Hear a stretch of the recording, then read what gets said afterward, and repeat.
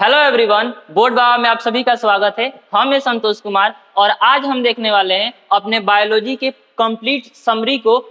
देखिए, जो भी बायोलॉजी में हम लोगों को पढ़ना रहता है, बहुत सारी चीजें पढ़नी रहती है, लेकिन इस सेशन में हम देखेंगे कि आखिर हम किसी भी क्लास के, नो मैटर आप किस क्लास में पढ़ रहे हैं, किस क्लास के बायोलॉजी को आपको पढ़ना है, लेकिन सभी क्लासेस में कुछ चीजें कॉमन होती है।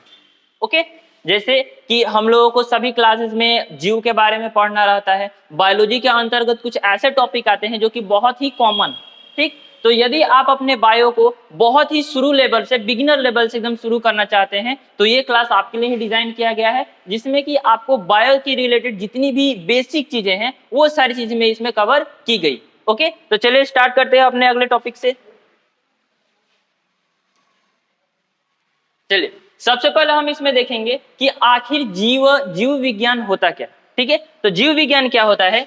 जीव विज्ञान जीवन का अध्ययन है। ओके, जीव विज्ञान बेसिकली क्या होता है? जीवन का अध्ययन होता है। किसी भी जीव के अध्ययन को ही हम जीव विज्ञान कहते हैं। इसमें क्या होता है? यह पृथ्वी पर पाए जाने वाले सभी जीवों, उनकी संरचना, कार्य, विकास और पर्यावरण के साथ उनके संबंधों की जानकारी प्रदान करता है। ओके, यानी कि जीव विज्ञान क्या करता है? जीव विज्ञान हमको जीवन के प्रोसेस के बारे में बताता है। ठीक है, किसी भी जीव का संरचना जो होगा वो किस प्रकार से होगा, वो किस प्रकार से दिखाई देगा, उसकी संरचना का, उस संरचना का निर्माण किस प्रकार से हुआ है। ओके, या फिर उसके जो शरीर में जो भी अंग हैं या फिर जो भी बॉडी पार्ट है, उन सभी का कार्य क्या होता है, ये भी हम लोगों को जीव विज्ञान में पढ़ना रहता है। उसका विकास किस प्रकार से हुआ है, या फिर पर्यावरण के साथ उसके जो शरीर का संबंध किस प्रकार से। जैसे कि आप लोगों ने देखा होगा कि गर्मी जब पड़ता है तो हमारा जो बॉडी सिस्टम होता है वो खुद से ही ऐसे कर लेता है कि पसीना निकलने लगता है, जिससे कि हमारा बॉडी टेम्परेचर बना रहे, मेंटेन रहे। ओके, तो यहाँ पर ये क्या करता है, हमारा जो पर्यावरण के साथ हमारा शरीर क्या करता है, इंटरेक्ट करता है, और वो सारी चीजें हम लोगों को जीव विज्ञान के अंतर्गत पढ़नी रहती है। तो आई होप आप लोगों को समझ में आया होगा कि जीव विज्ञान क्या होता है। आइए अगले टॉपिक पे आते हैं।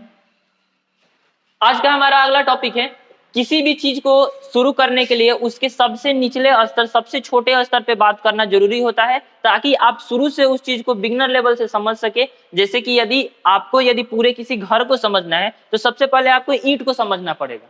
उसी प्रकार से यहाँ पर क्या है, हम जानते हैं कि जीवन की शुरुआत, जो जीवन किसी भी कोई भी जीव होगा, उसका जो जीवन होगा वो किसके आधार पे होगा? उसके शरीर के आधार पे होगा। और बेसिकली किसी भी जीव का जो शरीर होता है वो किससे मिलकर बना होता है? आप लोगों को पता है, वो हमारे कोशिका से मिलकर बना होता है। ठीक है, यहाँ पे कोशिका का फिगर दिया गया है। इस प्रकार का कोशिका हमारे शरीर में होता है और इन्हीं सारी कोशिकाओं से मिलकर हमारा शरीर बना होता है। ठीक है, यहाँ पे बेसिकली कोशिका का डिफिनेशन दिया गया है कि कोशिका क्या होती है? जीवन की मूल इकाई होती है, यानी कि जीवन की सबसे छोटी इकाई होती है। यहाँ पे लिखा गया कोशिका डिफिनेशन, कोशिका जीवन की संरचनात्मक एवं क्रियात्मक इकाई। यानी इसका मतलब क्या हुआ कि कोशिका जो होती है, कोशिका ही वो सबसे छोटी इकाई है जिसके जरिए हम कोई भी काम करते हैं। कोई भी आप काम कर रहे हैं तो कोई भी काम हम बॉडी पार्ट से करते हैं, और बेसिकली बॉडी पार्ट किससे बना होता है? हमारी कोशिका से बना होता है। इसीलिए कहीं ना कहीं हम इनडायरेक्टली बॉडी पार्ट के थ्रू कोशिकाओं से ही वर्क कराते हैं। क्लियर है? यहाँ पे लिखा हुआ है सभी जीवों में कोशिकाएं होती हैं। कोई भी जीव, यदि वो जीव है तो उसमें कोशिकाएं होंगी ही होंगी, चाहे वो एक कोशिकीय हो या बहुकोशिकीय हो। यहाँ पर कोशिकाओं के आधार पर जीवों को डिफाइन किया गया है कि जीव को हम दो भागों में बांट सकते हैं। ऐसे जीव जो कि जिनके पूरे शरीर में मात्र एक कोशिकाएं होते हैं। जस्ट लाइक आप लोगों ने 8th क्लास में या फिर उसके लोअर क्लासेस में आप लोगों ने अमीबा के बारे में जरूर सुना होगा। अमीबा भी एक प्रकार का जीव होता है और उसका पूरा जो बॉडी होता है मात्र एक ही कोशिका से मिलकर बना होता है। ओके, लेकिन अदर जितने भी प्रकार के जीव हैं, जस्ट लाइक मनुष्य हो गया या फिर कोई जानवर हो गया, उसका बॉडी स्ट्रक्चर इतना बड़ा है तो वो अकेले तो किसी एक कोशिका से मिलकर बना नहीं होगा। ये आप लोगों को भी समझ में आ रहा है। लेकिन वो क्या होता है, बहुत सारी कोशिकाओं के मिलने से उसके शरीर का स्ट्रक्चर बना होता है, तो उसे हम लोग क्या कहते हैं? उसे बहुकोशिकीय जीव कहते हैं। समझ में आ रहा है? अब यहाँ पे कोशिका का कुछ संरचना होता है, कोशिका के अलग अलग भाग होते हैं, उसको हम लोग अलग अलग भागों में डिवाइड कर सकते हैं। जैसे कि उसमें क्या क्या होता है, तो उसमें कोशिका झिल्ली होता है, उसमें आपका केंद्रक होता है, उसके अंदर कोशिका द्रव होता है और कोशिकांग होता है। यानी कि यदि आप किसी कोशिका को मेन भागों में डिवाइड करना चाहें तो आप उसको 4 भागों में डिवाइड कर सकते हैं। हालांकि इसमें और भी बहुत सारे बॉडी पार्ट होते हैं, इसके कोशिका के बहुत सारे छोटे छोटे हिस्से होते हैं जो कि इसके अंतर्गत आते हैं। ठीक है, चलिए तो इन जितने भी अंग थे इन सभी के कार्य को देख लेते हैं कि आखिर ये कौन कौन से अंग है और इनका क्या कार्य होता है। ठीक है, यहाँ पे सबसे पहले हम बात करेंगे कोशिका झिल्ली के बारे में। तो कोशिका झिल्ली कोशिका को घेरे हुए बाहरी आवरण होता है। ठीक है, जो हमारा कोशिका झिल्ली होती है, आप देख सकते हैं यहाँ पे कोशिका के चारों ओर एक आपको एक झिल्ली टाइप का जो दिखाई दे रहा है, यही बेसिकली हमारा क्या होता है, कोशिका झिल्ली होता है। और ये बाहरी एक आवरण होता है जो कि कोशिका को चारों तरफ से पैक्ड किए रहता है। ठीक है, आप फिगर में क्लियरली देख सकते हैं यहाँ पर, जो कोशिका के अंदर और बाहर पदार्थों का आगमन नियंत्रण करता है। और इसका काम क्या होता है, कोशिका झिल्ली का काम क्या होता है, कोशिका झिल्ली आप ऐसे समझ सकते हैं कि ये कोशिका का गेटमैन है, ये कोशिका का वॉचमैन है, जो कि ये डिसाइड करता है कि किस चीज को अंदर जाने देना है और किस चीज को अंदर नहीं जाने देना है। जैसे कि आप ये सोच रहे होंगे कि आखिर कोशिका के अंदर कौन सी सारी चीजें जाएंगी और कौन सारी चीजें बाहर आएंगी। आप लोगों ने जरूर सुना होगा कि हम लोग जब भी सांस लेते हैं तो किसको सांस में लेते हैं, O2 को लेते हैं, यानी कि ऑक्सीजन को लेते हैं। ठीक है, और जब भी सांस के द्वारा हम लोग जो पदार्थ को छोड़ते हैं वो हमारा क्या होता है, वो हमारा CO2 गैस होता है। ठीक है, तो इन सारी चीजों का यानी कि ऑक्सीजन को कोशिका में भेजना और CO2 को कोशिका से बाहर निकालना, ये सब प्रोसेस किसके द्वारा चयनित होता है, किसके द्वारा डिसाइडेड रहता है कि कौन भेजेगा, कौन अंदर जाएगा और कौन अंदर नहीं जाएगा, ये हमारा कोशिका झिल्ली ही डिसाइड करता है। इस प्रोसेस को पूरी तरह से अच्छे से समझने के लिए यहाँ पर देखिए, यहाँ पर क्या होता है, हम लोगों को ऐसा लगता है ना, आप लोगों की शायद पहले ये आप लोगों को नहीं पता होगा, बट हम लोगों को सिर्फ लगता है कि हम लोग ऑक्सीजन को अपने हमारे सांस के अंदर, हमारे शरीर के अंदर ले जाते हैं सांस के थ्रू, बस उसका काम खत्म हो जाता है। बट ऐसा नहीं है, यहाँ पर क्या होता है, जब भी हम लोग O2 को सांस के थ्रू अपने शरीर में भेजते हैं तो यहाँ पर जो फेफड़ा रहता है, सबसे पहले जो हमारा O2 होता है फेफड़े में जाता है। ठीक है,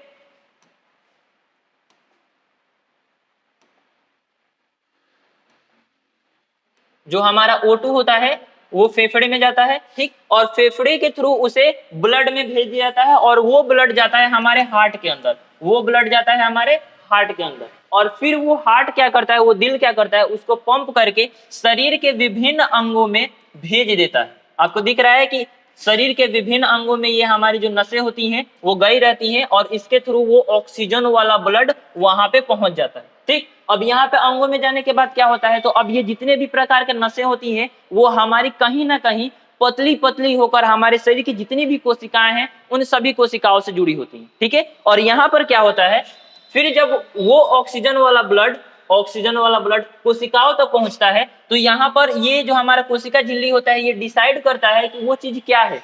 तो देखता है कि यार ये तो O2 है और O2 हमारे शरीर के लिए आवश्यक है, क्योंकि जब तक हमारे शरीर की कोशिका के अंदर O2 नहीं जाएगा तब तक कोशिका अपना भोजन का निर्माण कैसे करेगा, एनर्जी का निर्माण कैसे करेगा। और जब कोशिका में ही एनर्जी का निर्माण नहीं होगा तब तक हमारे पूरे बॉडी में एनर्जी का निर्माण किस प्रकार से हो पाएगा। तो इन सारी चीजों को, शरीर को एनर्जी प्रदान करने के लिए हमारा O2 बहुत ही ज्यादा आवश्यक होता है। और इसे कौन डिसाइडेड करता है कि उसे अंदर भेजना है, तो हमारा कोशिका झिल्ली ही डिसाइड करता है। देख लीजिए कोशिका झिल्ली का बहुत ही अहम रोल। ठीक है, यहाँ पर क्या होता है, जब O2 अंदर चला जाता है, जब O2 अंदर चला जाता है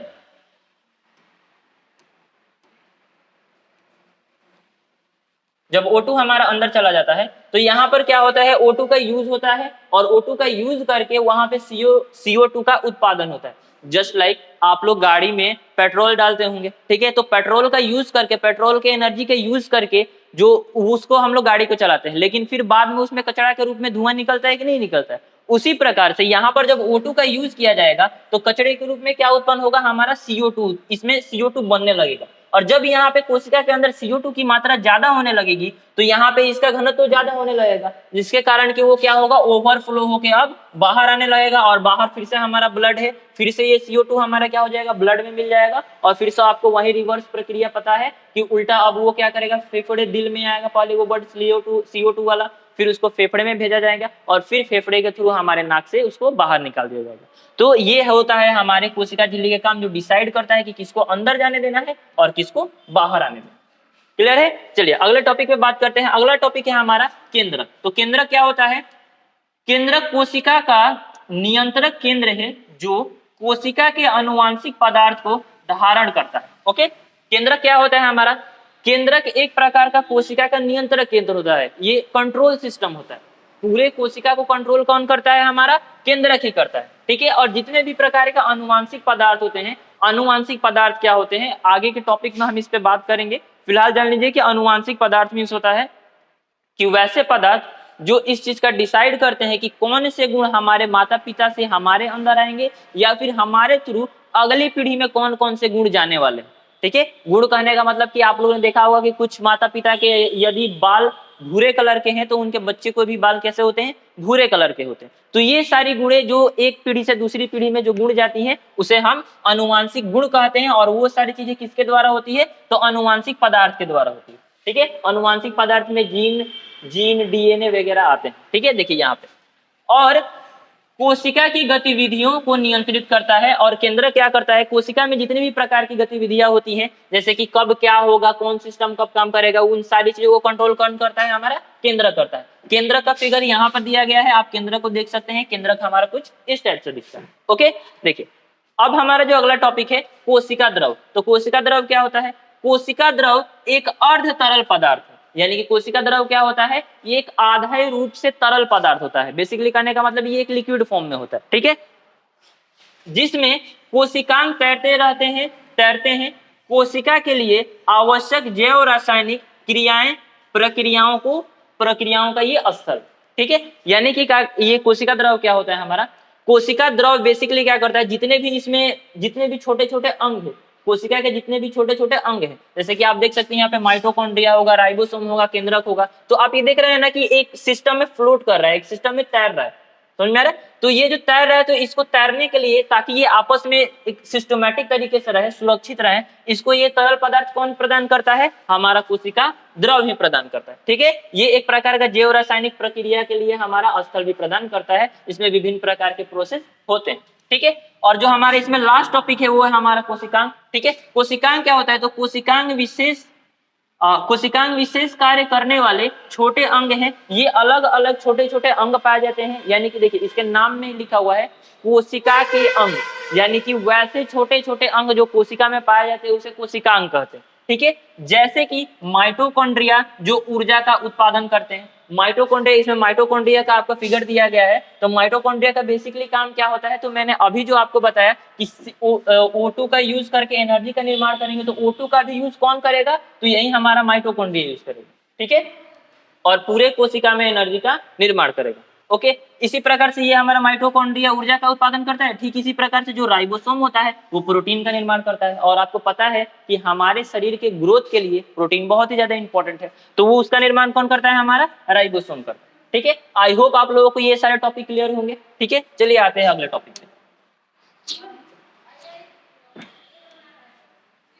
चलिए, हमारा जो आज का अगला टॉपिक है वो है जीवों के प्रकार और वर्गीकरण। यानी कि देखिए, आप ऐसे सोच कर देखिए, आप अपने आसपास में देखेंगे तो आपको कितने ही प्रकार के जीव जंतु दिख जाएंगे। ओके, जस्ट लाइक हम लोग भी एक जीव है। ओके, हमारे आसपास अगर कुछ नहीं दिख रहा है तो आपको पता है कि बहुत सारे बैक्टीरिया, बहुत सारे वायरसेस, बहुत सारे माइक्रोस्कोपिक जितने भी जीव है, जितने भी सूक्ष्म जीव हैं, वो हमारे आसपास घूम रहे हैं। तो वो एक टाइप के हो गए। ठीक है, आप बाहर जाएंगे, खेतों में देखेंगे, पेड़ पौधे देखेंगे तो वहां पे बहुत सारे पेड़ पौधे हैं। ठीक है, आसपास में देखेंगे तो बहुत सारे जानवर दिखेंगे, बहुत सारे कीड़े मकोड़े देखेंगे। यानी कि बेसिकली कहने का मतलब ये है कि हमारे आसपास में बहुत सारे जीव, और उन जीवों को यदि एक एक करके पढ़ेंगे तो बहुत ज्यादा टाइम लगेगा। तो क्यों ना उसका हम एक वर्गीकरण कर दें कि कुछ विशेष प्रकार के जीव इस रूप में पाए जाते हैं, कुछ विशेष प्रकार के जीव इस वर्ग में पाए जाते हैं। उनको अलग अलग कैटेगरी में करके हम सभी को पढ़ें। ठीक है, तो वही हमारा बेसिकली क्या कहलाता है, जीवों का वर्गीकरण कहलाता है। ठीक है, जीवों के विभिन्न प्रकार पाए जाते हैं, इसीलिए हम लोग उसका क्या कर देते हैं, वर्गीकरण कर देते हैं। आप यदि जीवों का वर्गीकरण करना चाहें तो यहाँ पे 3 भागों में सिंपली आप उसको डिवाइड कर सकते हैं। हालांकि आगे के क्लासेस में हम लोग इसको विस्तार में अलग अलग भागों में इसको डिवाइड करेंगे। फिलहाल हम इसको 3 भागों में डिवाइड करके चलते हैं ताकि हम लोगों को अच्छे से समझ में आए। देखिए, तो जो सबसे पहला इसमें है, यहाँ पे लिखा हुआ है जीवों को उनके समानता और अंतर के आधार पर वर्गीकृत किया जाता है। यदि उन लोगों में कुछ सेम चीजें पाई जाती हैं तो उसे एक कैटेगरी में रखा जाता है, और यदि कुछ डिफरेंट चीजें पाई जाती हैं तो उन्हें अलग अलग कैटेगरी में रखा जाता है, ताकि इनका अध्ययन आसान हो सके। ठीक है, ताकि हम इसे बेसिकली अच्छे से समझ सके, अच्छे से इसे याद कर सके। ठीक, तो सबसे पहले इसमें कैटेगरी हमारा जंतु, ठीक है। जंतु क्या होता है? जंतु बहुकोशिकीय यूकैरियोटिक जीव है। देखिए जंतु क्या होता है, जितने भी प्रकार के जंतु होते हैं वो बहुकोशिकीय होते हैं। जस्ट लाइक हम लोग भी एक जंतु हैं, ओके। गाय हो गई, बकरी हो गई, कुत्ता हो गया, बिल्ली हो गई, ये सारे के सारे जंतु हैं। और आप देखेंगे कि इनके शरीर में बहुत सारी कोशिकाएं होती हैं, यानी कि ये बहुकोशिकीय होती हैं, ठीक है। यूकैरियोटिक कहने का मतलब ये है कि इनकी जो कोशिका है, मैंने आपको कोशिका का फिगर दिखाया हुआ था, इनकी जो कोशिका है उनमें ये जो केंद्रक होता है वो उपस्थित रहता है, और इसके केंद्रक के ऊपर झिल्ली भी उपस्थित रहता है, ठीक है। बहुत सारे ऐसी कोशिकाएं हैं जिनके केंद्रक के ऊपर झिल्ली उपस्थित नहीं रहता है या फिर केंद्रक भी उपस्थित नहीं रहता है, तो उसको हम लोग यूकैरियोटिक नहीं बोलते। लेकिन जितने भी प्रकार के जंतु हैं उन सभी में हमारे यूकैरियोटिक में हमारे केंद्रक के ऊपर केंद्रक झिल्ली उपस्थित रहता है, ठीक है। जो परपोषी होते हैं, जिसका अर्थ है कि वो अपना भोजन के लिए अन्य जीवों पर निर्भर करते हैं, ओके। यानी कि जंतु क्या होते हैं? जंतु परपोषी होते हैं। हालांकि आगे हम लोगों को पढ़ना है कि जीव दो प्रकार के होते हैं, एक होते हैं स्वपोषी और दूसरे होते हैं परपोषी, ठीक है। परपोषी बेसिकली कहने का मतलब क्या है कि वैसे जीव जो कि अपना भोजन खुद से बना नहीं सकते, वो किसी ना किसी अन्य जीवों पर निर्भर रहते हैं।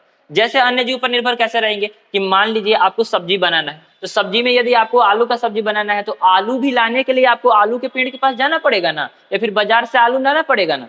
तो वैसे में आप आलू पर डिपेंडेंट है, बिना आलू के आप आलू की सब्जी नहीं बना सकते हैं। या फिर अदर किसी चीज की सब्जी बनानी है तो आपको उस सब्जी को लाना पड़ेगा, तब आप उस सब्जी को बनाएंगे, ठीक है। या फिर आप यदि मांसाहारी आप किसी जीव को खाना चाहते तो आपको उस जीव के पास जाना पड़ेगा, उस जीव पे डिपेंडेंट है आप, ठीक है। तो यहाँ पर हम देखेंगे कि वो कभी किसी ना किसी तरह से वो दूसरे जीवों पर निर्भर करता है, तो इसीलिए हम उसे क्या कहते हैं, उसे हम परपोषी कहते हैं, ठीक है। इसी प्रकार से जो हमारा दूसरा कैटेगरी है वो पौधे हैं। एक होते हैं जंतु, और दूसरे प्रकार से हम बांट सकते हैं कि जितने भी पेड़ पौधे हैं वो अलग कैटेगरी में, ठीक है। तो पौधे बहुकोशिकीय यूकैरियोटिक जीव हैं। पौधे भी बहुकोशिकीय होते हैं, वो भी किसी एक कोशिका से नहीं बने होते। उतने बड़े बड़े पौधे जो दिखते हैं, पेड़ पौधे दिखते हैं, वो एक कोशिका से बनना पॉसिबल है नहीं, ठीक है। बहुत सारी कोशिकाओं से बने होंगे। और ये भी क्या होते हैं, हमारे यूकैरियोटिक होते हैं, यानी कि इनके भी केंद्रक के ऊपर कोशिका झिल्ली पाई जाती है, केंद्रक झिल्ली पाई जाती है, जो स्वपोषी होते हैं। लेकिन ये क्या होते हैं, इनमें एक ये है कि ये स्वपोषी होते हैं। जितने भी प्रकार के पेड़ पौधे होते हैं वो अपना खाना प्रकाश संश्लेषण के द्वारा खुद से बना सकते हैं, ठीक है। प्रकाश संश्लेषण क्या होता है इसके बारे में हम आगे बात करेंगे। बेसिकली प्रकाश संश्लेषण एक प्रक्रिया है जिसके द्वारा पेड़ पौधे अपना खाना खुद से बना सकते हैं, ठीक। जिसका अर्थ है कि वे अपना भोजन प्रकाश संश्लेषण द्वारा स्वयं बनाते हैं। मैंने अभी आपको बताया था कि ये क्या करते हैं, अपना भोजन खुद से बना लेते हैं प्रकाश संश्लेषण के द्वारा, ठीक। जो हमारा अदर कैटेगरी आता है, तो अब देखिए, अब जंतु आ गए, ठीक है, पेड़ पौधे आ गए, तो बचे कौन? तो ये जो छोटे मोटे जो जीव जंतु हैं, जैसे कि सूक्ष्म जीव हैं, वो सारे के सारे एक अलग कैटेगरी में आएंगे, ठीक है। इसे हम अन्य वस्तुओं में रखेंगे, फंगी, बैक्टीरिया, सूक्ष्म जीव और प्रोटिस्टा जैसे कि अन्य प्रकार के जितने भी जीवित चीजें हैं, इन सभी को हम तीसरी कैटेगरी में रखते हैं, जो कि एक अलग प्रकार के जीव, ठीक है। तो आई होप आप लोगों को इनका वर्गीकरण समझ में आया होगा, ठीक है। अगला जो टॉपिक हमारा रहने वाला है वो है पोषण और पारिस्थितिकी तंत्र। किसी भी जीव को जीवित रहने के लिए पोषण आवश्यक है, आपको पता है। बिना पोषण के वो अपने शरीर के एनर्जी कैसे प्रदान करेंगे, और जब एनर्जी नहीं प्रदान करेंगे तो फिर जीवित कैसे रहेंगे। तो यहाँ पे पोषण बहुत ही ज्यादा इंपॉर्टेंट है। और पोषण में पारिस्थितिकी तंत्र क्यों? क्योंकि कहीं ना कहीं कोई भी जीव पोषण करता है तो वो अपने पारिस्थितिकी तंत्र से रिलेटेड रहता है। जैसे कि हम लोग तो वैसे भी हम लोग परपोषी हैं, हम लोगों को दूसरे जीव पर निर्भर रहना ही पड़ेगा।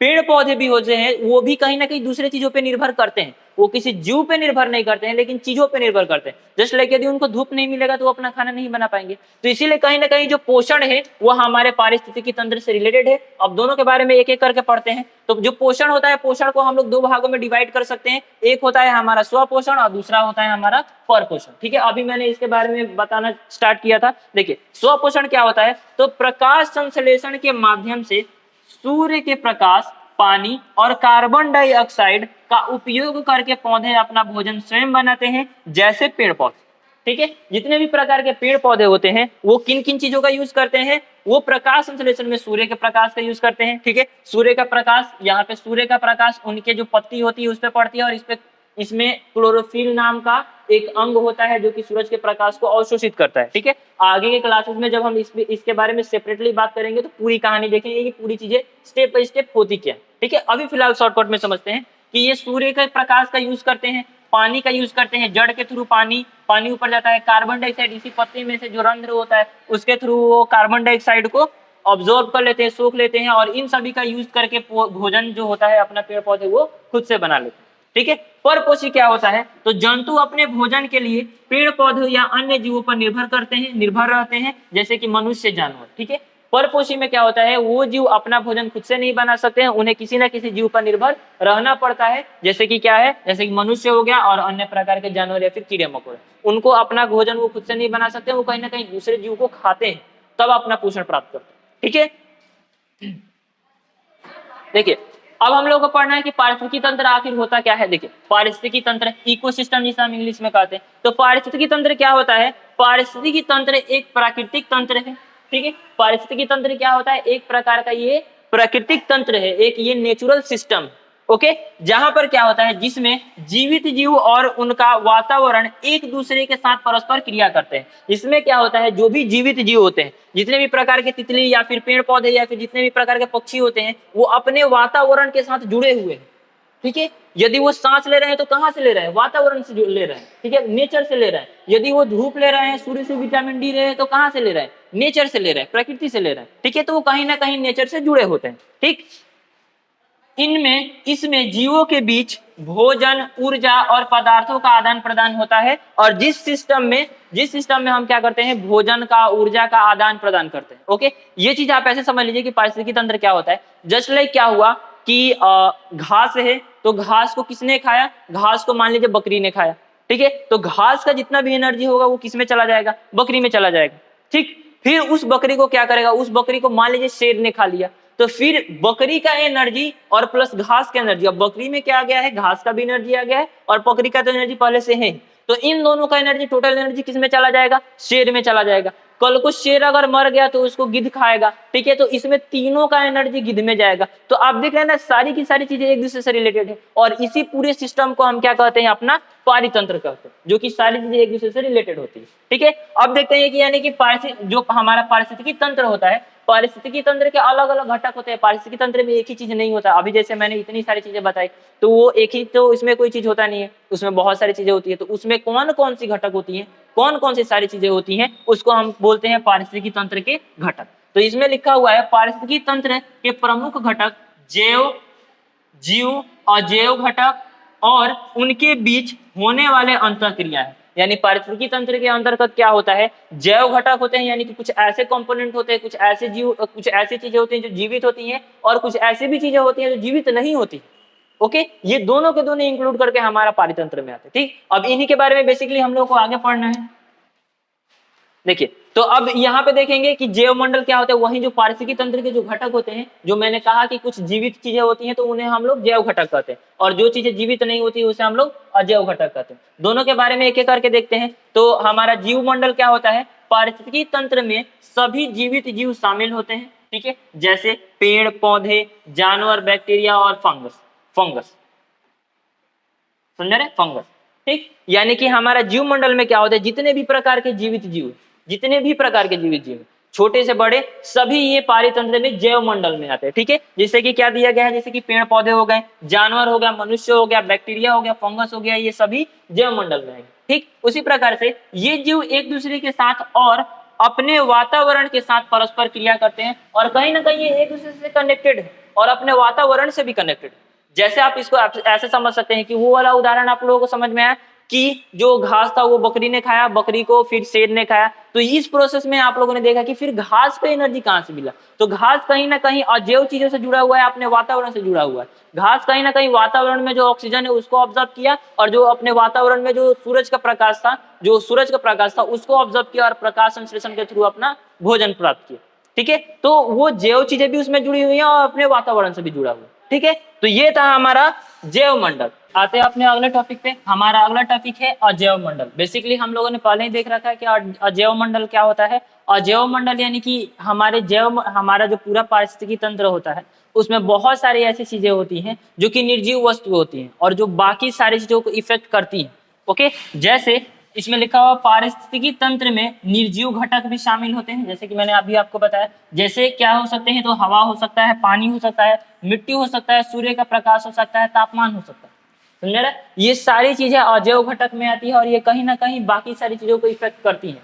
आप ये बोलेंगे कि यहाँ पर ये सारी चीजों से हम लोगों को ज्यादा क्या मतलब है, हम लोगों को तो जीव है, हम लोग निर्जीव नहीं है, हम लोग सजीव है, लेकिन कहीं ना कहीं ये सारी चीजें हम लोग को इफेक्ट करती है। आप सोच कर देखिए, यदि हवा नहीं रहेगा तो हम लोग सांस कैसे ले पाएंगे? ऑक्सीजन, हवा एक प्रकार का वो ऑक्सीजन उसी में रहता है, तो हम लोग कहाँ से सांस ले पाएंगे? ठीक है, पानी नहीं रह पाएगा तो हम लोग डायरेक्टली पानी भी नहीं पी सकते हैं, और यदि पेड़ पौधों को यदि पानी नहीं मिलेगा तो वो जीवित नहीं रह पाएंगे, और जब वो जीवित नहीं रहेंगे तो हम अपना भोजन कैसे प्राप्त करेंगे? ठीक है, मिट्टी हो गया, मिट्टी नहीं रहेगा तो हम पानी में तो जीवित रह नहीं सकते हैं। ठीक है, मिट्टी है तो हम लोग स्थल भाग पे रहेंगे, जिससे कारण कि हम लोग हवा के कांटेक्ट में रहें और हवा से आसानी से ऑक्सीजन प्राप्त कर सके। ठीक है, इसलिए ये जरूरी है। सूर्य का प्रकाश यदि नहीं रहेगा तो हम लोगों का एक बहुत बड़ा ऊर्जा का स्रोत खत्म हो जाएगा, और साथ ही साथ पेड़ पौधे फिर से अपना भोजन नहीं बना पाएंगे, जिसके कारण कि हम लोग पेड़ पौधे जिंदा नहीं रहेंगे तो हम लोग पेड़ पौधों को नहीं यूज नहीं कर पाएंगे, हम लोग अपना भोजन नहीं प्राप्त कर पाएंगे। ठीक है, और इसमें आता है तापमान। यदि मान लीजिए पृथ्वी का तापमान बहुत ही ज्यादा हाई हो जाए, ओके, या फिर बहुत ही ज्यादा लो हो जाए, तो दोनों ही कंडीशन में वो हमारे लिए दिक्कत का सिचुएशन है। ओके, तो कहीं ना कहीं जितने भी अजैव घटक हैं वो हमारे पारिस्थितिकी तंत्र का एक हिस्सा है, क्योंकि ये कहीं ना कहीं बाकी सारी चीजों को इफेक्ट करती हैं। ओके, इसमें आगे यही लिखा हुआ है कि ये भौतिक व रासायनिक घटक जीवित जीवों के लिए आवश्यक है। ये भले ही अजैव मंडल का हिस्सा है, लेकिन जितनी भी बाकी जीवित वस्तुएं होती है, जितनी भी जीवित जीव होते हैं, वो सभी के लिए ये बहुत ही ज्यादा आवश्यक है। ठीक है, तो ये था हमारा पारिस्थितिकी तंत्र का घटक जितने भी होते हैं। आते हैं अपने अगले टॉपिक पे। हमारा अगला टॉपिक है जीवन चक्र और प्रजनन। देखिए, जीवन चक्र क्या होता है? कोई भी जीव अपना जो पूरा लाइफ स्पेंड करता है, अपना जीवन जो जीता है, उसमें उसको विभिन्न प्रकार की क्रियाएं करनी पड़ती है। ओके, यहाँ पर कुछ विभिन्न प्रकार की प्रक्रियाएं दी गई हैं जो कि लगभग सभी जीवों में कॉमन है। सभी जीवों में आप लोगों ने नोटिस किया होगा कि सभी जीवों में सबसे पहले क्या होता है?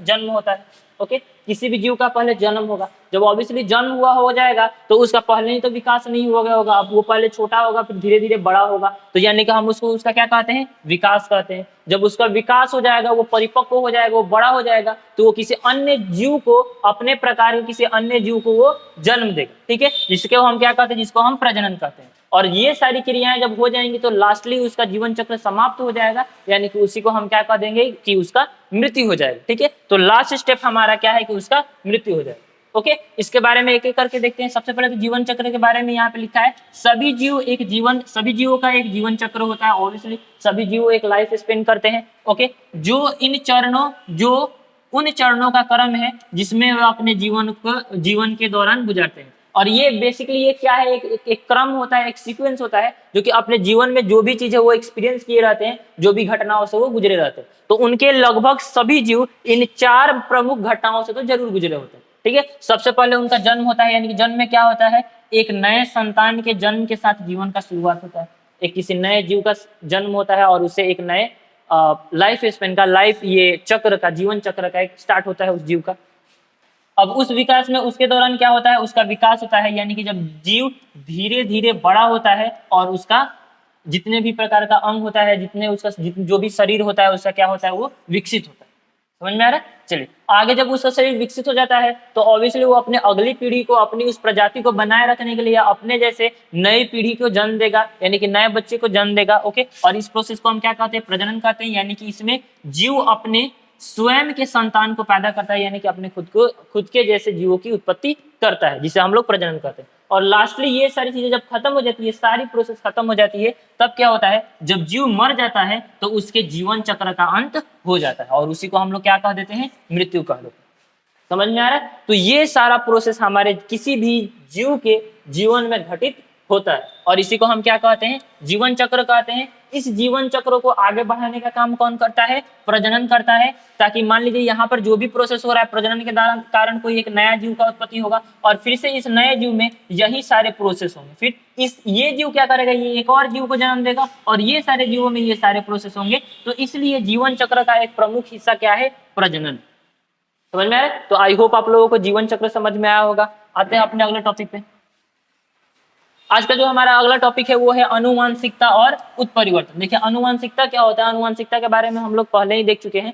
अनुवांशिकता बेसिकली एक घटना है जिसमें कोई भी जीव अपने कुछ गुणों को अगली पीढ़ी में प्रदान करता है। जैसे कि आप लोगों ने बहुत बार ऐसा देखा होगा कि बहुत सारे ऐसे माता पिता होते हैं जिनके बाल भूरे कलर के होते हैं, तो ऑब्वियसली बहुत बार ऐसा देखा है कि भूरे कलर वाले माता या फिर पिता कि जो बच्चे जन्म लेते हैं उनके भी बाल कैसे होते हैं, भूरे कलर के ही होते हैं। या फिर आप लोगों ने बहुत बार ऐसा देखा होगा कि जो भी बच्चे होते हैं वो लगभग अपने माता पिता के जैसे ही दिखाई देते हैं, उनका फेस लगभग उनके जैसा ही दिखाई देता है। ठीक है, तो ये सारी चीजें किसके कारण हो गई, ये जो सारी चीजें एक गुण दूसरी पीढ़ी में चल जाना, ये सब किसके कारण हो रहा है, तो बेसिकली ये सब हो रहा है अनुवांशिकता के कारण।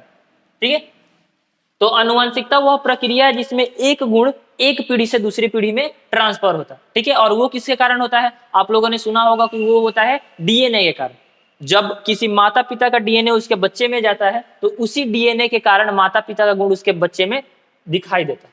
समझ में आया? चलिए, अब ये उत्परिवर्तन क्या होता है, तो यहाँ पर जो डीएनए ट्रांसफर हो रहा है जिसके कारण कि बच्चे उनके जैसे दिखाई दे रहे हैं, लेकिन बहुत बार क्या होता है कि जब डीएनए एक जीव से दूसरे जीव में जाता है, यानी कि जब माता पिता से नए जीव नए बच्चे का निर्माण होता है, तो बहुत बार क्या होता है उनके डीएनए में कुछ मॉडिफिकेशन हो जाता है, उनके डीएनए में कुछ परिवर्तन हो जाता है, जिसके कारण ये जो माता पिता थे उनके गुण तो बच्चे में जाते ही हैं, कुछ नए गुण भी उसमें ऐड हो जाते हैं, कुछ नए गुण भी उनमें परिलक्षित होते हैं, दिखाई देते हैं, प्रदर्शित होते हैं।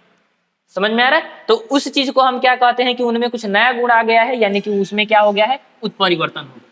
तो बेसिकली दोनों एकदम क्लियर है। अनुवांशिकता मीन्स क्या होता है, कोई गुण माता पिता वाले गुण बच्चों में जाएंगे, और उत्परिवर्तन मीन्स क्या होता है कि ये गुण जब जाते हैं तो डीएनए में कुछ परिवर्तन होता है जिसके कारण कुछ नए गुण भी आ जाते हैं, उस चीज को हम क्या कहते हैं, उत्परिवर्तन। ठीक है, यहाँ पे क्लियरली लिखा हुआ है कि अनुवांशिकता वह प्रक्रिया है जिसके द्वारा माता पिता अपने लक्षणों को अपनी संतानों को देते हैं। ओके, ये एक प्रोसेस होता है जिसके कारण क्या होता है, जिसके द्वारा क्या होता है, कोई भी एक लक्षण माता पिता के द्वारा अपने बच्चों में ट्रांसफर होता है। ठीक है, चलिए यहाँ पे अनुवांशिकता का मतलब क्या हुआ, लक्षणों का वंशानुगत संचरण, यानी कि एक लक्षण बहुत एक या एक से अधिक लक्षण एक पीढ़ी से दूसरी पीढ़ी में ट्रांसफर होंगे, उसे हम अनुवांशिकता बोलेंगे। ठीक है, अब ये अनुवांशिकता होता किसके कारण है, तो एक्चुअली वो किसी भी व्यक्ति में उपस्थित जीन के कारण। देखिए, जीन को आप क्या समझ सकते हैं, जीन को आप कुछ इस प्रकार से समझ सकते हैं कि जीन एक प्रकार का मेमोरी सिस्टम है जिसमें सारे डाटाबेस स्टोर रहते हैं। ठीक है, अब आपको उस डाटाबेस को जिस भी कंप्यूटर में कॉपी पेस्ट करना है, आप जाकर वहां पे पेस्ट कर दीजिए। समझ रहे? तो जीन में जितने भी प्रकार के डाटा होते हैं कि कोई भी बच्चा किस प्रकार का दिखाई देगा, कोई भी बच्चा का बाल कैसा होगा, ये सारी चीजें कौन डिसाइड करता है, जीन डिसाइड करता है। इसी में ये सारी इंफॉर्मेशन छुपी रहती है। ठीक है, और यही कहीं ना कहीं एक पीढ़ी से यानी माता पिता से दूसरे पीढ़ी में यानी उनके बच्चे में चला जाता है, जिसके कारण कि माता पिता का मैक्सिमम गुण बच्चों में दिखाई देता है। ठीक है, और ये बेसिकली हमारा क्या होता है, तो ये डीएनए का एक छोटा सा खंड है जो लक्षणों को नियंत्रित करता है। ये डीएनए का एक छोटा सा हिस्सा होता है जो कि लक्षणों को क्या करता है, कंट्रोल करता है कि कौन सा गुण अगली पीढ़ी में दिखाई देना चाहिए और कौन सा गुण नहीं दिखाई देना। ठीक है, अब ये हमारा डीएनए क्या होता है, तो डीएनए क्या होता है, डीएनए अनुवांशिक पदार्थ है जो कोशिका के केंद्रक में स्थित रहता है। अभी हम लोगों ने देखा था केंद्रक में कि केंद्रक में क्या होता है, अनुवांशिक गुण जितने भी अनुवांशिक पदार्थ होते हैं उसी में रहते हैं, और बेसिकली हमारा अनुवांशिक पदार्थ होता क्या है, डीएनए होता है। मेरे डीएनए आप लोगों ने बहुत बार नाम सुना होगा ऐसे कि यदि इस चीज का पता लगाना है कि कोई भी बच्चा अपने माता पिता का ओरिजिनल बच्चा है या नहीं, यानी कि वास्तविक में वो उनका बच्चा है कि नहीं, इसके लिए हम कैसे चेक कर सकते हैं, इसके लिए हम उनका डीएनए मैच कर सकते हैं। तो ऑब्वियसली जो उस डीएनए में जो भी गुण होंगे, उनके माता जो बच्चे के डीएनए में जो भी गुण होंगे वो उनके माता पिता में भी वही गुण डीएनए में दिखने चाहिए। तो यदि मैच कर गया तो उनके बच्चे हैं, अगर नहीं मैच किया तो नहीं है। तो इस प्रकार से आप लोगों ने बहुत सारी मूवी वगैरह में इस चीज को देखा होगा या फिर बहुत जगहों पे ऐसा देखा होगा। ठीक है, अब ये बेसिकली हमारा उत्परिवर्तन क्या होता है, तो उत्परिवर्तन डीएनए में परिवर्तन जो नए लक्षणों के कारण बन सकते हैं। यही मैंने बात कहा था कि डीएनए में यदि कुछ ऐसा चीज हो जाएगा, कुछ परिवर्तन हो जाएगा जिससे कि आने वाले जीव में कुछ नए लक्षण दिखाई देने लगेंगे। ठीक है, उसी प्रोसेस को हम क्या कहते हैं, उत्परिवर्तन कहते हैं। ओके, तो आई होप आप लोगों को आनुवांशिकता एवं उत्परिवर्तन समझ में आया होगा। आते हैं अपने अगले टॉपिक पे। आज का जो हमारा अगला टॉपिक है वो है पर्यावरण एवं संरक्षण। बेसिकली देखिए, बायोलॉजी में एक ये भी एक अहम हिस्सा निभाता है कि हम लोग पर्यावरण के बारे में और उसके संरक्षण के बारे में पढ़ें। ठीक है, ये एक सेपरेट चैप्टर इसके बारे में हम लोग को पढ़ा जाता है कि क्या क्या तरीके हैं। पहले तो पर्यावरण से हमें क्या क्या लाभ है उसके बारे में सारी चीजें पढ़ाई जाएंगी। फिर हम लोग देखेंगे पर्यावरण को हम लोग किस प्रकार खतरा पहुंचा रहे हैं, फिर पर्यावरण को किस किस चीजों से खतरा है और हम इन खतरों से पर्यावरण को किस प्रकार से बचा सकते हैं। ठीक है, तो यहाँ पे क्या क्या हो सकता है, तो जीवों को उनके अस्तित्व के लिए स्वस्थ पर्यावरण की आवश्यकता होती है। ठीक है, जीवों को उनके अस्तित्व को बनाए रखने के लिए, जीव अपना अस्तित्व बनाए रखे, वो जल्दी समाप्त नहीं हो। ओके, बहुत सारे ऐसे जीव हुए हैं अभी जो कि खत्म हो चुके हैं। जस्ट लाइक आप लोगों ने डोडो पक्षी का नाम सुना होगा। उसको क्या किया गया, अभी इतना ज्यादा उसके लिए अनुकूल वातावरण नहीं था या फिर इतना ज्यादा उसको मारा गया कि वो एक दिन जीव पृथ्वी से खत्म ही हो गया और वो अभी पृथ्वी पर कहीं नहीं पाया जाता। समझ रहे? तो इसी प्रकार बाकी सारे जीव खत्म ना हो उसके लिए उनका संरक्षण जरूरी है, और उसके लिए हम उसका संरक्षण कैसे कर सकते हैं? पर्यावरण को बचाकर। यदि पर्यावरण सही रहेगा तो हमारा पूरा वातावरण सही रहेगा, और वातावरण सही रहेगा तो सारे जीव जंतु अपने खुशी खुशी जीवन जिएंगे। ठीक है, इसमें क्या आता है? इसमें सबसे पहले वन संरक्षण आता है, जल संरक्षण आता है, जैव विविधता आता है और पुनः चक्रण आता है। यानी इन सारे प्रोसेस के जरिए हम लोग अपने पर्यावरण का संरक्षण कर सकते हैं, पर्यावरण को बचा सकते हैं। अब एक एक करके सभी के बारे में देखते हैं। वन संरक्षण में क्या आएगा? वन संरक्षण में पेड़ कार्बन डाइऑक्साइड को अवशोषित करते हैं और ऑक्सीजन को छोड़ते हैं।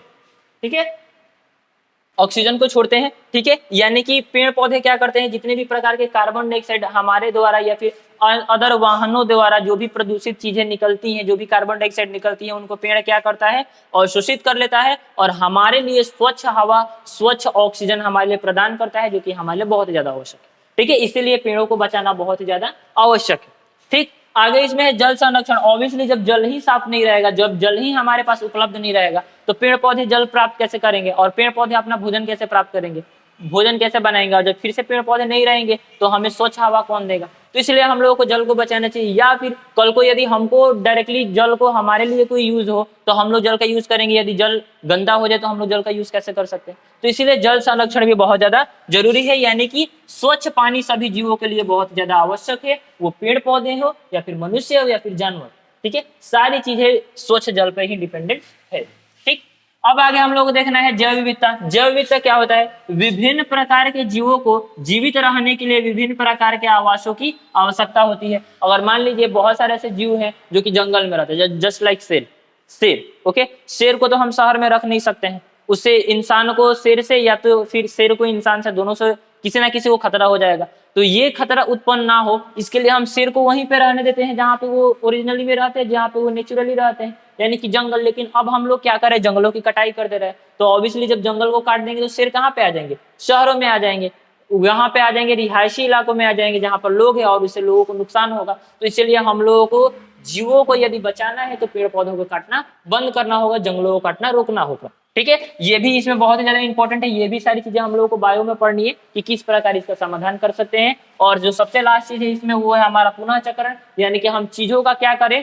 नए चीजों के जगह पे पुरानी चीजों का इस्तेमाल करें, जिससे कि यदि कोई चीज हम यूज कर लिए हैं तो उसको फिर फेंक देंगे तो वो कचरा हो जाएगा। तो वो कचरा से वो कचरा भी ना हो और फिर से हमें कोई नई चीजें खरीदनी ना पड़े, हम उसी चीज का यूज करके दोबारा नई चीजें प्राप्त कर सके। ठीक है, तो यही इसमें लिखा हुआ है कि पुनः चक्रण संसाधनों को बचाने और अपशिष्ट को कम करने में मदद करता है।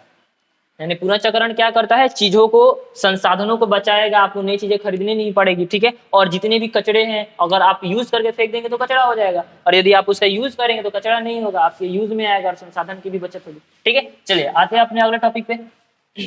आज का जो हमारा अगला टॉपिक है और ये है कि चलिए ठीक है, पूरा बायोलॉजी पढ़ ली। ठीक है, पूरी बायोलॉजी का क्रक्स देख लिया कि लगभग इस चीज में हम लोगों को बायो में लगभग ये सारी चीजें पढ़नी होती। ठीक है, फिर इसका अनुप्रयोग क्या है, हम लोग इसके बारे में क्यों पढ़े, इससे हम लोगों को क्या क्या फायदा। तो यहाँ पर आपको इसके अनुप्रयोग को दिखाया गया है कि इससे जीव विज्ञान से आपको लगभग 4 फायदे तो होने ही होने वाले। यदि आप बायो को पूरे अच्छी तरह से समझ लेंगे तो आपको 4 फायदे एकदम होने वाले हैं। आप इनका 4 जगहों पे यूज कर सकते हैं। कहाँ कहाँ पर यूज कर सकते हैं? तो आप इसका यूज चिकित्सा में कर सकते हैं, चिकित्सा। ओके, आप इसका यूज कृषि में कर सकते हैं, आप इसका यूज जैव प्रौद्योगिकी में कर सकते हैं यानी बायोटेक्नोलॉजी में कर सकते हैं, आप इसका उपयोग पर्यावरण विज्ञान में कर सकते हैं। समझ में आ रहा है? इन सारी जगहों पे यूज करके आप बहुत ही अच्छी तरह से चीजों को समझ सकते हैं और नई चीजों का निर्माण कर सकते हैं। चलिए आइए देखते हैं इन सभी के बारे में कि इन सभी चीजों से हम लोगों को क्या क्या फायदा हो सकता है। जस्ट लाइक यदि आप चिकित्सा के बारे में पढ़ेंगे, जीव विज्ञान में चिकित्सा के बारे में पढ़ेंगे तो चिकित्सा में रोगों को अध्ययन करना होगा, रोग यानी कि बीमारी का अध्ययन करना होगा। और ऑब्वियसली जब तक आप बीमारी के बारे में जानेंगे नहीं, बीमारी के बारे में आपको जानकारी नहीं प्राप्त होगी बीमारी है क्या, तो आप दवा क्या बताएंगे या फिर दवा क्या बनाएंगे। सबसे पहले बीमारी जानना जरूरी है ना। तो इसलिए हम लोगों को ये बीमारी के बारे में कौन बताता है? जीव विज्ञान ही बताता है। यानी कि इसमें हम रोगों का अध्ययन करेंगे, फिर जब रोग के बारे में जान लेंगे तो उसके संभावित जितनी भी दवाएं हो सकती हैं उनका विकास करेंगे, यानी नए नए दवाओं का निर्माण करेंगे। और ये भी सारी चीजें किसमें सिखाई जाती है? हमारे जीव विज्ञान में ही सिखाई जाती है। ठीक है, और फिर उसका उपचार के तरीके, उसके कौन कौन से ऐसे पॉसिबल तरीके हैं जिससे कि हम उनका उपचार कर सकते हैं, वो सारी चीजें हम लोगों को चिकित्सा के अंदर जीव विज्ञान में पढ़ाया जाएगा। ठीक है, और इसका हम लोग यूज करेंगे आगे चल के। यदि मान लीजिए कल को यदि हमको डॉक्टर बनना होगा तो इसका यूज हम लोग यहाँ पे करेंगे। ठीक है, चलिए अगर मान लीजिए किसी को क्या करना है, अगर किसी को कृषि के फील्ड में जाना है, किसी को खेती करना है और नेक्स्ट लेवल का खेती करना है, बहुत ही बड़े स्तर पे खेती करना है, तो हम लोग उसका यूज क्या कर सकते हैं, तो हम लोग उसका यूज कर सकते हैं कृषि में। यानी कि यहाँ पर क्या हो सकता है, हम फसल का उत्पादन में सुधार कर सकते हैं, कीट नियंत्रण कर सकते हैं, कीट नियंत्रकों का निर्माण कर सकते हैं और पशुधन प्रबंधन कर सकते हैं। यानी नए प्रकार की फसलों का निर्माण कर सकते हैं। जिस फसल में हम लोग को पहले कम पैदावार मिलता था, हम कोई ऐसा चीज करेंगे, हम उसमें एक विकास करेंगे जिस कारण अब ज्यादा पैदावार होने लगेगा, हम लोग को ज्यादा मुनाफा होगा, या फिर जो भी किसान लोग हैं उन लोगों को ज्यादा फायदा होगा। ठीक, जो भी कीट फसलों को नुकसान पहुंचाते हैं हम उनका नियंत्रण करेंगे। ओके, और पशुधन प्रबंधन यानी कि जितना भी गाय पालन है या फिर जितने भी चीजों को पालन किया जाता है, मुर्गी पालन या फिर मत्स्य पालन है, इन सारी चीजों को हम लोग सिस्टमैटिक रूप से इसमें पढ़ेंगे कि क्या क्या करना चाहिए, क्या क्या सही है, क्या क्या गलत है, किस प्रकार से भी करेंगे तो हमको ज्यादा मुनाफा होगा। ये सारी चीजें हम लोगों को कृषि के अंतर्गत पढ़ना रहता है। ठीक है, तो ये इससे बेनिफिट है। तीसरा बेनिफिट हम इसका यूज यहाँ पे कर सकते हैं, जैव प्रौद्योगिकी। आज तो मैक्सिमम चीजें यहाँ से हो रही है, जैसे कि आप विभिन्न प्रकार की जो छोटी छोटी दवाइयाँ देखते हैं या फिर विभिन्न प्रकार के जो वैक्सीन देखते हैं, वो एक्चुअली में जैव प्रौद्योगिकी के ही अंदर पढ़ाया जाता है। जैव प्रौद्योगिकी को बायोटेक कहा जाता है, बायोटेक्नोलॉजी कहा जाता है। ठीक है, बायोटेक्नोलॉजी के थ्रू ही हम लोग वैक्सीन वगैरह या फिर जितनी भी हाइब्रिड चीजें हैं जो कि अलग अलग प्रकार की होती हैं, बहुत ही अच्छी अच्छी प्रकार की नई नई फसलों का निर्माण करती हैं, वो सारी चीजें हम लोगों को बायोटेक में ही पढ़ना रहता है, बायोटेक्नोलॉजी में ही पढ़ना रहता है, यानी कि जैव प्रौद्योगिकी में ही पढ़ना रहता है। ठीक है,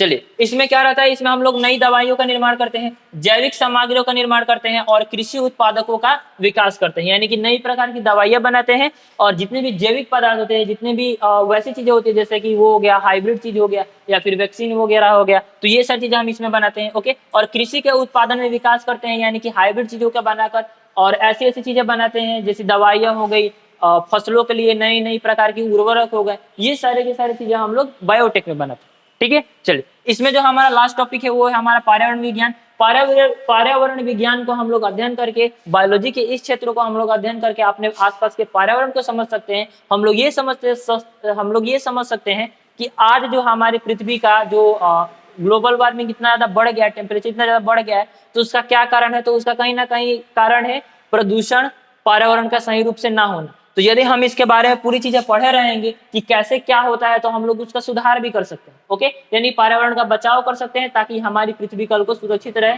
तो ये सारी चीजें हम लोगों को पर्यावरण विज्ञान में पढ़ना रहता है, जिसमें क्या होता है, पर्यावरणीय समस्याओं का अध्ययन एवं उसका समाधान बताया जाता है कि पर्यावरणीय कौन कौन सी समस्याएं हैं, पर्यावरण में कौन कौन सी दिक्कत है और उन दिक्कतों को हम कैसे सॉल्व कर सकते हैं। ये सारी चीजें हमको पर्यावरण विज्ञान में पढ़ना रहता है। ठीक है, तो ये था हमारा लास्ट टॉपिक। इसमें हम लोगों ने देखा पूरा जितना भी बायोलॉजी है वो किसी भी चैप्टर का मतलब किसी भी क्लास का हो, पूरे बायोलॉजी में लगभग ये सारी चीजें कॉमन रहती है। और यदि आप बिल्कुल ही बेसिक से शुरू कर रहे हैं तो ये आपके लिए एकदम सही है। यहाँ से आप चलते चलिए, आपको पूरी चीजें समझ में स्टेप बाय स्टेप आएगी। आगे की जितने भी क्लासेस आएंगे, यदि आपका ये चीज क्लियर है तो आगे की चीजों के समझने में आपको हेल्प मिलेगा। अदरवाइज वहां पे तो मैं एक्सप्लेन करूंगा ही, ये यदि आपको क्लियर रहेगा तो आपका एक बेस अच्छे से बन गया रहेगा। और आपको पता है ना कि घर की यदि नींव सही रहेगी तो पूरा का पूरा घर मजबूत रहेगा। इसलिए आप अपने नींव को मजबूत करते हुए चलिए ताकि आपका बेसिक में कोई भी दिक्कत ना हो, पूरी चीजें क्लियर हो कि कौन सी चीजें क्या होती हैं, ताकि जब हम आगे की क्लासेस करें तो उसमें सारी चीजें क्लियर हो। ठीक है, तो ये रहा हमारा पूरा बायो का एक निचोड़, बायो का एक शॉर्ट फॉर्म। ठीक है, चलिए आइए इससे संबंधित कुछ क्वेश्चन करते हैं। ओके, तो यहाँ पर बीबी क्वेश्चंस हैं, यानी कि बोर्ड बाबा के कुछ क्वेश्चन बनाए गए हैं जो कि आपके लिए बहुत ही आवश्यक है। ओके, तो आप एक काम कर सकते हैं, आप वीडियो को पॉज कीजिए और इन क्वेश्चन को देखिए, और क्वेश्चन के जो भी आपको आंसर सही लग रहे हैं आप अपने आंसर को कमेंट सेक्शन में सेंड कर सकते हैं। जो सबसे पहले जिसका सबसे सही आंसर आएगा उसको हम लोग क्या करेंगे, पिन कर देंगे। बाकी लोग उस आंसर को देख लेंगे और उससे अपना आंसर मैच कर लेंगे। ठीक है, आप इसको एक काम कीजिए, पॉज करके और इसके आंसर देने का आप एक काम कीजिए, इसको पॉज करके इस सभी क्वेश्चंस के आंसर को कमेंट सेक्शन में लिखिए। यदि आपका आंसर सही हुआ तो उसको पिन कर दिया जाएगा।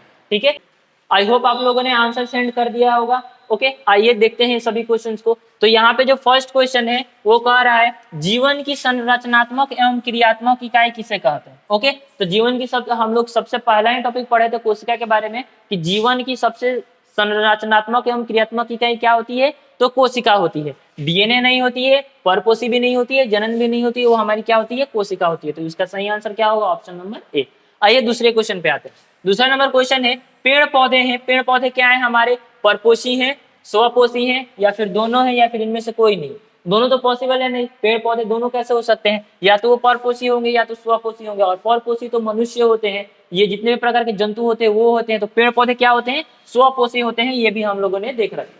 ओके, तो आप मेक श्योर मैच कर लीजिए कि क्या आपने यही आंसर दिया हुआ है।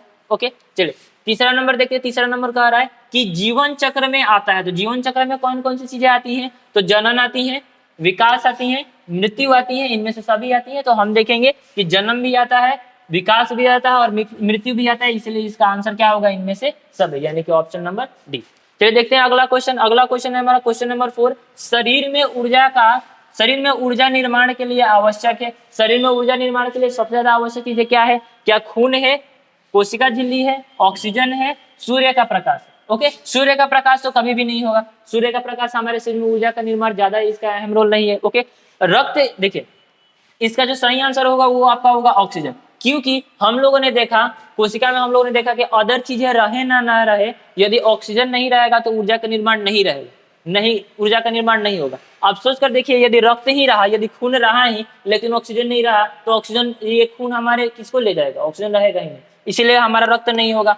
कोशिका झिल्ली, अगर ऑक्सीजन रहेगा नहीं तो कोशिका झिल्ली आने के जाने किसको देगा, इसलिए ये भी जरूरत नहीं है। लेकिन सबसे ज्यादा जरूरी क्या है, हमारा ऑक्सीजन। ठीक है, तो इसका आंसर क्या होगा, ऑप्शन नंबर सी। ठीक, आइए देखते हैं पांचवा क्वेश्चन। पांचवा क्वेश्चन है, जीव जंतु आते हैं, यानी कि जीव जंतु किन में आते हैं, अजैव मंडल में, जैव मंडल में आते हैं, अजैव मंडल में आते हैं, दोनों में आते हैं, इनमें से कोई में नहीं आते। तो जीव जंतुओं को हम लोगों ने देख रखा है कि जीव जंतु जिसमें आते हैं वो हमारा जैव मंडल होता है, अजैव मंडल नहीं होता, दोनों तो हो ही नहीं सकता, तो ये हमारा होगा जैव मंडल। तो आई होप आप लोगों को ये सारे क्वेश्चन का आंसर समझ में आया होगा। ओके, आप लोगों ने क्लास एंजॉय किया होगा। तो आज के लिए इतना ही, मिलते हैं किसी अगले क्लास में किसी अगले टॉपिक पे, तब तक के लिए जय हिंद।